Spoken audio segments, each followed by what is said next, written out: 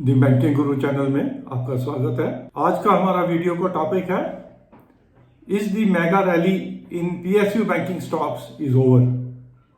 काफी चले हैं पीएसयू बैंकिंग स्टॉक्स अगर हम पिछले एक साल से देखें। आज देखते हैं कि इसमें आगे फ्यूचर में क्या हो सकता है। पहले रीजंस देख लेते हैं क्यों इतने जो बैंकिंग स्टॉक्स ये चले हैं, ये क्यों चले हैं। Definitely good amount of growth.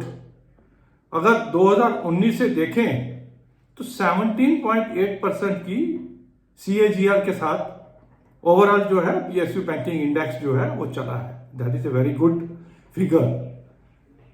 Asset quality में अगर देखें एनपीए लेवल पे the NPS have also come down.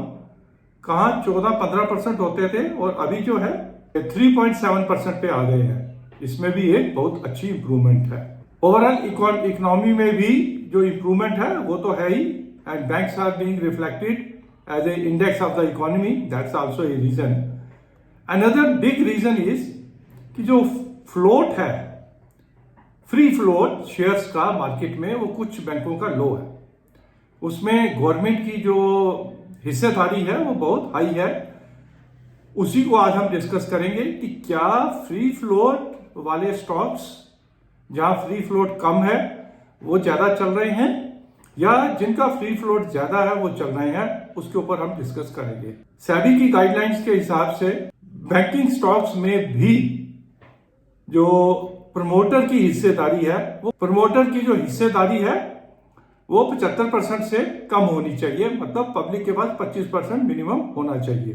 और ये जो बैंकों को डेडलाइन दी गई है कि कंप्लाई विद दिस गाइडलाइन, अगस्त 24 में ये जो डेडलाइन है ये खत्म हो जाएगी। Before that the government which is the major shareholder, उन्हें अपनी जो स्टेक है उसे 75 या 75 से नीचे लाना पड़ेगा।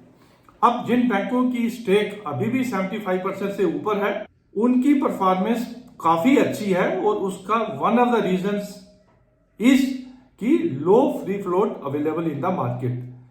For example union bank, recently इनका QIP आया था 3000 करोड़ का और फ्री फ्लोट जो है 74% हो गया है गवर्नमेंट का।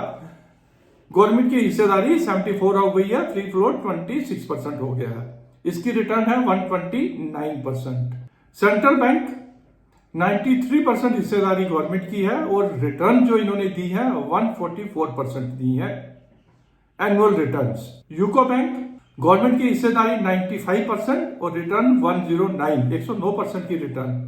IOB गवर्नमेंट की हिस्सेदारी 96%, return is 160%। And Punjab and Sindh Bank 98% की गवर्नमेंट की ओनरशिप है और 126% की रिटर्न्स दी है।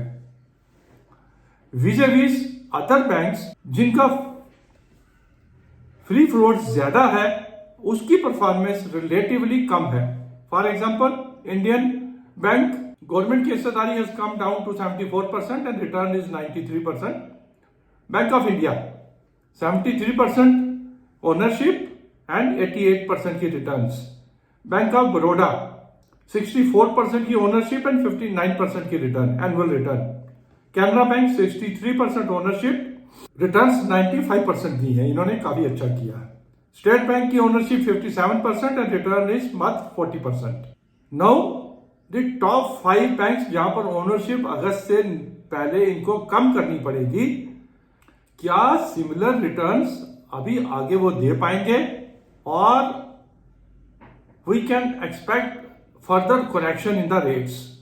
अब वो डिपेंड करता है कि गवर्नमेंट अपना जो हिस्सेदारी है उसे कैसे कम करती है। 3 तरीके से कम किया जा सकता है, या तो FPO लेके आए, फॉलो एंड पब्लिक ऑफर लेके आए, या QIP के थ्रू करें जैसे इन्होंने यूनियन बैंक में किया, वाया ETF रूट के भी किया जा सकता है।